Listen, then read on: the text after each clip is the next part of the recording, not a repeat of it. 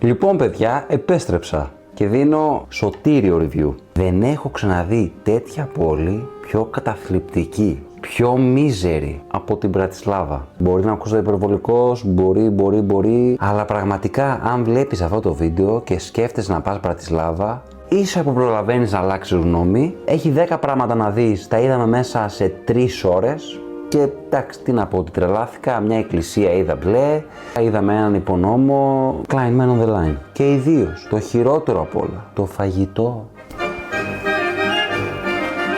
Άμα είστε σαν και εμένα που όταν πηγαίνετε σε μια άλλη χώρα θέλετε να δοκιμάσετε παραδοσιακά τους, στην Πρατισλάβα μην τολμήσετε και το κάνετε, έχει ωραιότατα μακ. Αυτά τα dumplings που φάγαμε και ιδίως αυτή η σκορδόσουπα, ούτε με χορηγό την Colgate δεν σωζόμασταν. Βρωμούσαμε όλη τη μέρα και όλη τη νύχτα. Και η γεύση, τέλος πάντων. Γενικά δεν μου άρεσε καθόλου. Συγχωρήστε με, αλλά θέλω να είμαι ειλικρινής.